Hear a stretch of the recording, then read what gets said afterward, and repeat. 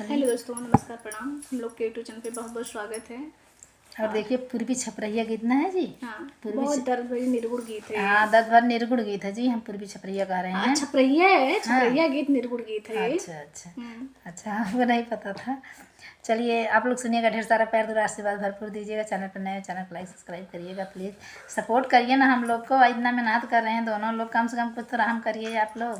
काहे इतना परेशान है, देख खांसी आ रहा है, गले में दर्द भी है, फिर भी हम लोग गाना बना रहे हैं। आप लोग हम लोग का मदद करिए ना, काहे नहीं कर रहे हैं बताइए। कोई दुश्मनी है क्या हम लोग से? आप अगर दुश्मनी होगा तो कमेंट में लिख दीजिएगा, हम लोग सुधार कर लेंगे। लेकिन नहीं सब्सक्राइब लेकिन खाली हम लोग कर नहीं रहे सपोर्ट। लाइक सब्सक्राइब करते रहिएगा। बहुत सुंदर गीत है।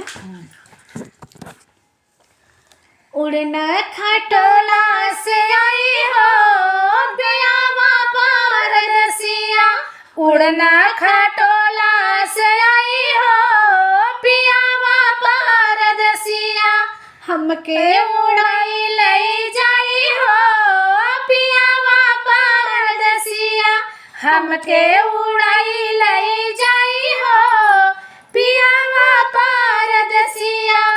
कि चारों ओर मचल बा सोरा, चारों ओर मचल बा सोरा, सगन से होई मोर गठा जोड़ा, सजन से होई मोर गठा जोड़ा, कि झूठल बालगवा लुगाई हो पियावा पारदसिया, झूठल बालुगवा लुगाई हो पियावा पारदसिया, हमके उड़ाई लई जाई हो पियावा पारदसिया, हमके खटोला से आई हो पियावा पारदसिया, उड़ना खटोला से आई हो पियावा पारदसिया।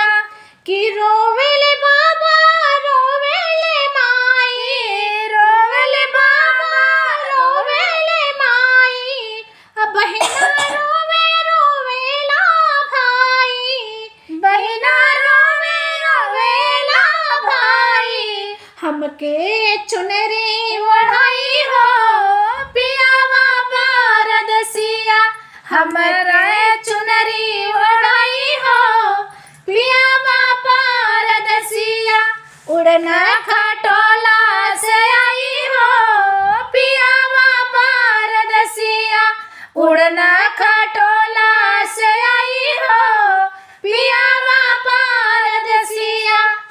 जीवन के सब अनंत कटाई, जीवन के सब अनंत कटाई, केहू जी ऐसन जे साथ निभाई, केहू जी ऐसन जे साथ निभाई, कुछ दूर दिहे पहुँचाई हो पियावा पारदसिया, कुछ दूर दिहे पहुँचाई हो पियावा पारदसिया, हमके उड़ाई ले जाई हो पियावा पारदसिया, हमके उड़ाई ले जाई हो पियावा पारदसिया, उड़ना खटोला से आई हो पियावा पारदसिया, उड़ना खटोला से आई हो पियावा पारदसिया।